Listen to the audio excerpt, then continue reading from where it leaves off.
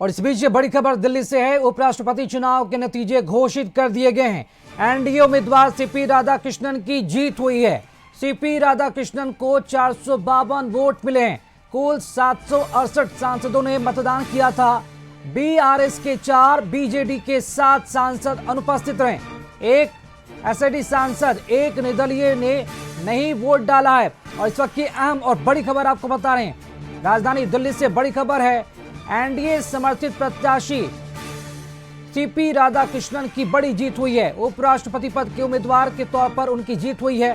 CP Radhakrishnan को 452 vote मिले हैं। तो ये बड़ी खबर है। एनडीए उम्मीदवार सीपी राधाकृष्णन की जीत हुई है। उपराष्ट्रपति पद के लिए उम्मीदवार थे। और अगर बात की जाए एनडीए अलायंस के तरफ से बी सुदर्शन रेड्डी उम्मीदवार थे। और इस बीच ये बड़ी खबर है। उपराष्ट्रपति चुनाव के नतीजे घोषित कर दिए गए हैं। 768 सांसदों ने वोट किया था। और बता दें कि बीआरएस के 4, बीजेडी के 7 सांसद वोटिंग के दौरान अनुपस्थित रहे।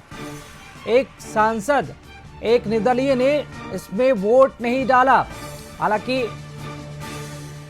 आंकड़ों का जो दल है वो यहाँ पर एक तरह से देखा जाए तो एनडीए उम्मीदवार सीपी राधाकृष्णन की जीत हुई है। और उपराष्ट्रपति चुनाव के नतीजे अब घोषित कर दिए गए हैं। सीपी राधाकृष्णन को 452 वोट मिले हैं। बता दें कि विपक्ष की तरफ से यानी कि एनडीए अलायंस की तरफ से जिन्हें उम्मीदवार बनाया गया था बी सुदर्शन रेड्डी, उनकी हार हुई है। इसी खबर पर अधिक जानकारी के साथ दिल्ली से संवाददाता अंकित हमारे साथ फोन लाइन से जुड़े हैं। अंकित, उपराष्ट्रपति चुनाव के नतीजे घोषित कर दिए गए हैं। एनडीए उम्मीदवार सीपी राधाकृष्णन की जीत हुई है। क्या आधिकारिक ऐलान इसका हो गया और क्या पूरी जानकारी अपडेट्स मिल रही है इस खबर पर? बिल्कुल, निश्चित तौर पे देखिए, जिस तरीके से तमाम कयास लगाए जा रहे थे उन कयासों पर अब विराम लग गया है। निश्चित तौर पे कहीं ना कहीं जो राज्यसभा के महासचिव है उनकी तरफ से ऑफिशियल प्रेस कॉन्फ्रेंस करके इस बात की जानकारी दी गई है कि जो सीपी राधाकृष्णन एनडीए की तरफ से प्रत्याशी उतारे गए थे उपराष्ट्रपति के लिए, वो अगले देश के उपराष्ट्रपति होंगे। अगर हम राधाकृष्णन की बात करें, एक लंबे समय तक उस जंग संघ से जुड़े रहे हैं और कई बार लोकसभा के सांसद रहे हैं। और अभी हाल ही में जिस तरीके से ये महाराष्ट्र में अपने राज्यपाल का जिम्मेदारी के साथ कर्तव्य निर्वहन कर रहे थे, उसको देखते हुए एनडीए की तरफ से अगर हम बात करें कि उनको कहीं ना कहीं अपनी दावेदारी के पक्ष में उतारा गया था, उसको देखते हुए कहीं ना कहीं जो राज्यसभा के महासचिव है उनकी तरफ से ऑफिशियल जानकारी दी गई कि राधाकृष्णन को 452 वोट मिले हैं। अगर वही इंडिया अलायंस की तरफ से बात करें तो वो उनको कहीं ना कहीं एक बड़ी करारी हार का सामना करना पड़ा। ये देखने वाली बात होगी अभी जिस तरीके से जानकारी साझा की जा रही है, क्रॉस वोटिंग हुई है और या नहीं हुई है, एनडीए को का जिस तरीके से पक्ष मौजूद था उसको देखते हुए कहीं ना कहीं अगले उपराष्ट्रपति के तौर पर सीपी राधाकृष्णन के नाम पे राकेश मोहर लगा दी गई है।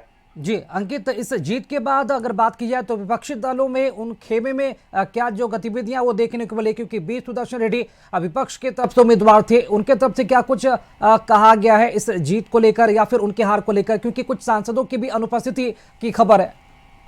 बिल्कुल, देखिए, अगर हम बात करें बीडीएस वगैरह, वो काफी बीजेडी वगैरह उन लोगों ने अपना भी वोट वगैरह मतदान का उपयोग नहीं किया था। अगर हम विपक्ष की बात करें, जो तमाम सांसदों ने, इंडिया अलायंस के सांसदों ने अपना मतदान किया था, उसको देखते हुए अभी प्रेस कॉन्फ्रेंस करके राज्यसभा के महासचिव ने पूरी जानकारी दी है। और आने वाले समय में विपक्ष की क्या प्रतिक्रिया रहती है, बस थोड़ी देर के बाद प्रधानमंत्री नरेंद्र मोदी उनको शुभकामनाएं देने के लिए प्रहलाद जोशी केंद्रीय मंत्री हैं, उनके आवास पर वो रुके हुए हैं, वहां पर पहुंचेंगे और उनको जाकर शुभकामनाएं देंगे।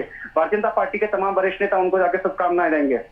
चलिए, बहुत शुक्रिया अंकित खबर पर जानकारी देने के लिए। तो देश को उपराष्ट्रपति अब मिल गया है, एक नया उपराष्ट्रपति। इसके पहले जगदीप धनखड़ ने उपराष्ट्रपति पद से अचानक इस्तीफा दिया था, जिसके बाद ये पद खाली हुआ था। और अब एक बार फिर से उपराष्ट्रपति पद का चुनाव हुआ, जिसके बाद एनडीए प्रत्याशी सीपी राधाकृष्णन की जीत हुई है। सीपी राधाकृष्णन महाराष्ट्र के राज्यपाल थे, उन्हें अब एनडीए की तरफ से प्रत्याशी बनाया गया था और अब उनकी जीत हुई है।